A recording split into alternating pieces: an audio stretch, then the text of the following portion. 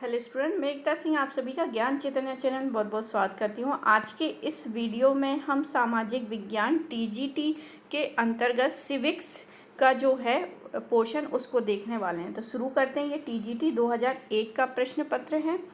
सबसे पहले यहाँ पर क्वेश्चन है, भारतीय राजनीतिक व्यवस्था का स्वरूप निम्न में से कौन सा है? तो गणतंत्रीय, संघीय, सदनीय, संसदीय। थर्ड ऑप्शन यहाँ पर सही हो जाएगा। व्याख्या देखते हैं। यहाँ भारत का राज्याध्यक्ष निर्वाचित होता है जो फ्रांस से आयातित है तथा केंद्र और राज्य की शक्तियों का विभाजन जो संघीय प्रणाली का लक्षण है, जो अमेरिका संविधान से ग्रहण किया गया है और संविधान शासन प्रणाली भी ब्रिटेन की देन है। अगला क्वेश्चन देखते हैं। दबाव समूहों का मुख्य उद्देश्य है।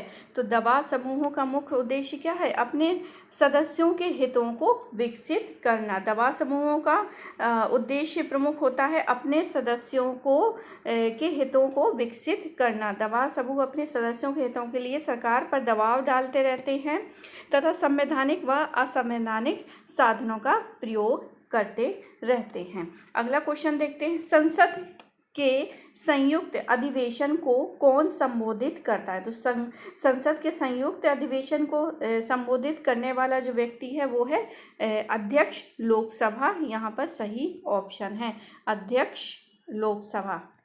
संविधान के अनुसार 108 के तहत संयुक्त बैठक का आह्वान जो है राष्ट्रपति करता है, जबकि इसकी अध्यक्षता लोकसभा संबोधित करता है। लोकसभा का अध्यक्ष जो होता है वो संबोधित करता है। तो यहाँ पर पूछा गया था क्या, संसद के संयुक्त अधिवेशन को कौन संबोधित? तो संबोधित करने वाला जो है वो है अध्यक्ष, लोकसभा का अध्यक्ष। अगला क्वेश्चन देखते हैं। संघीय लोक सेवा आयोग के अध्यक्ष की नियुक्ति कौन करता है? तो आंसर हमारा राष्ट्रपति हो जाएगा। संविधान के अनुच्छेद 316(1) के तहत संघ लोक सेवा आयोग के अध्यक्ष की नियुक्ति कौन करता है? राष्ट्रपति करता है। अगला क्वेश्चन देखते हैं। भारत में प्रथम गैर कांग्रेसी सरकार का प्रधानमंत्री कौन है? तो मोरारजी देसाई यहाँ पर सही आंसर हो जाएगा। अगला क्वेश्चन है। राज्य विधानसभा का चुनाव कराता है। तो राज्य विधानसभा का चुनाव करने वाला है मुख्य चुनाव अधिकारी। मुख्य चुनाव अधिकारी जो है वो राज्य विधानसभा का चुनाव करवाता है। किसकी देखरेख में जिले में पुलिस बल शांति और व्यवस्था कायम करता है? तो आंसर हो जाएगा हमारा जिलाधीश। जिलाधीश के द्वारा जो है जिले में कानून व्यवस्था बनाए रखने के तहत जिलाधीश उत्तरदायी होता है। अगला क्वेश्चन देखते हैं।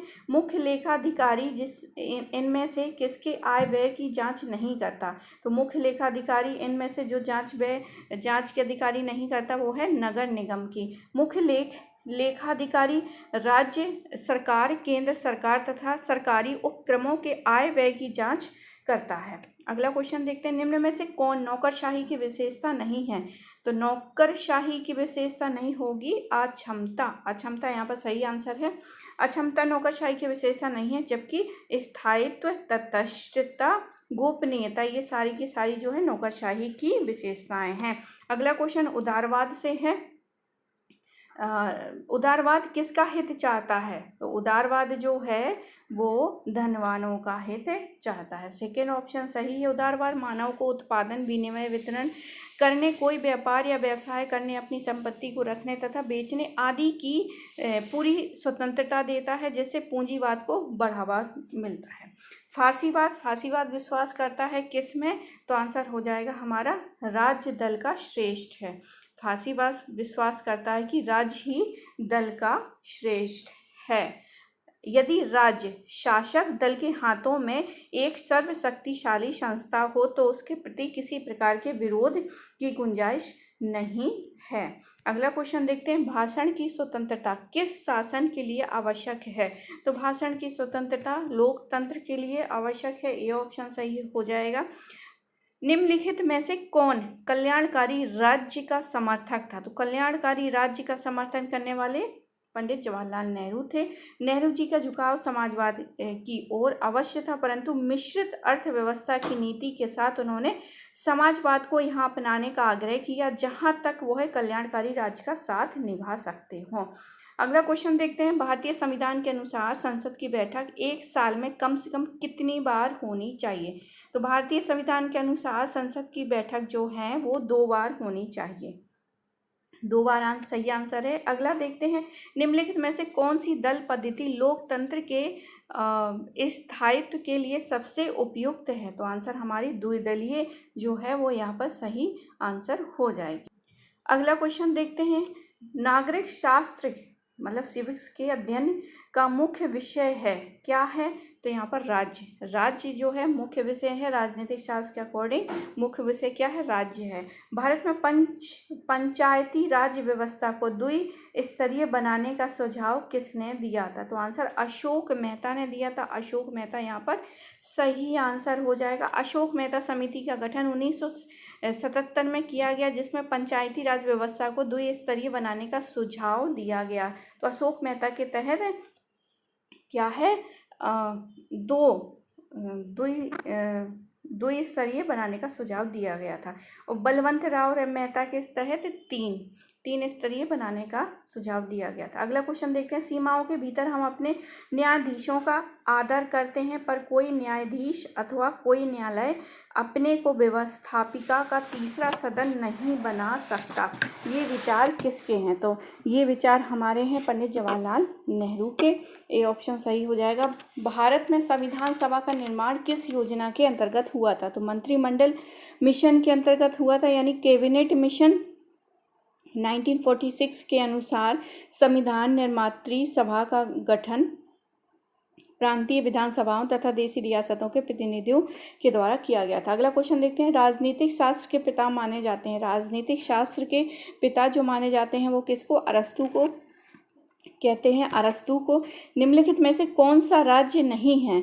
तो इसमें से कौन सा राज्य नहीं है ये बताना है। तो यहाँ पर राजस्थान जो है वो क्या है? स्टेट तो है, पर यहाँ पर देखो बांग्लादेश क्या है? एक देश है, नेपाल भी है, श्रीलंका है। तो यहाँ पर सही आंसर हमारा ए ऑप्शन हो जाएगा।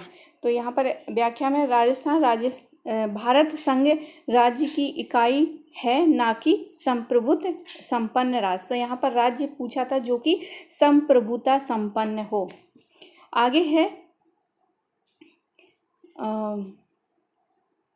राज्य कहे जाने के लिए अति आवश्यक तत्व है। यहाँ पर एक बता दूं कि यहाँ पर जो है राजस्थान जो है भारत संघ की इकाई है, ना कि स्वतंत्र संप्रभुत्व संपन्न राज्य, मतलब एक राष्ट्र है। इसलिए यहाँ पर सही आंसर हमारा राजस्थान होता है।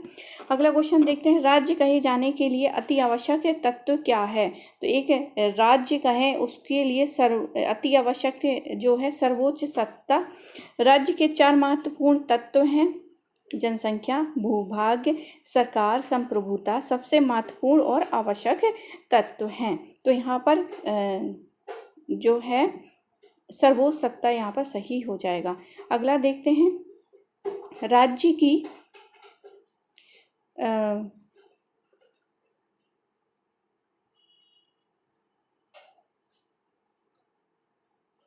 राज्य की उत्पत्ति का सबसे सही सिद्धांत है। राज्य की उत्पत्ति का सबसे सही सिद्धांत जो है विकासकारी सिद्धांत है। विकासकारी राज्य की उत्पत्ति का सबसे सही सिद्धांत है। लोकप्रिय संप्रभुता किस में निहित है? तो लोकप्रिय संप्रभुता निहित है किस में? जनता में। जनता में निहित है लोकप्रिय संप्रभुता जनता में निहित होती है। इसका अर्थ है जनता ही संप्रभुता है। कौन सा सिद्धांत एक तत्ववादी संप्रभुता का विरोधी है? कौन सा सिद्धांत एक तत्ववादी संप्रभुता का विरोधी है? तो आंसर हमारा सेकंड हो जाएगा, बहुलवाद। बहुलवाद जो है एकलवाद की चिंतन धारा के विपरीत बहुलवाद की चिंतन धारा है। अगला क्वेश्चन। लेवियाथन के लेखक हैं, तो लेवियाथन के लेखक हॉब्स हो जाएंगे। हॉब्स, इसको हम अभी आगे पढ़ेंगे। अभी हम जो पॉलिटिकल थिंकर राजनीतिक विचार है उसमें हमने प्लेटो को कंप्लीट किया है, फिर अरस्तु को, उसके बाद हम देखते हैं हॉब्स, रूसो, ये सारे हम पढ़ेंगे। तो लेवियाथन के लेखक जो हैं हॉब्स हैं, जिसका प्रकाशन 1651 में हुआ था।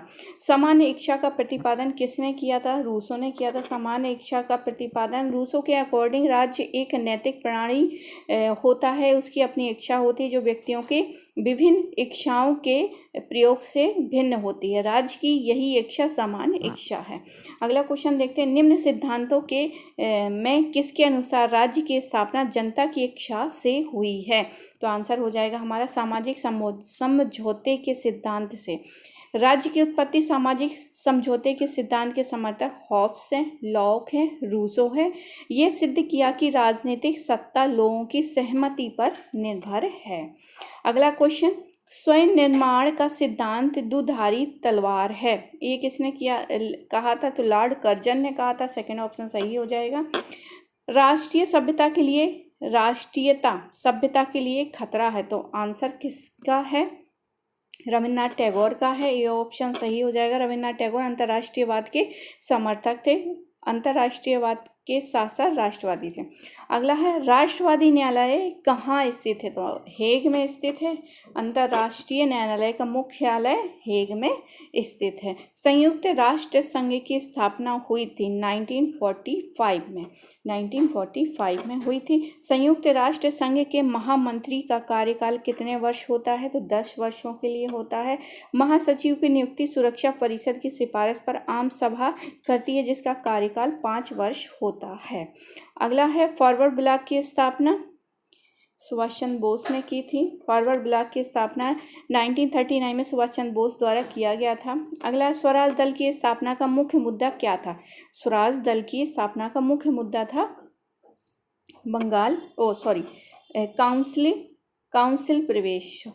काउंसिल में प्रवेश।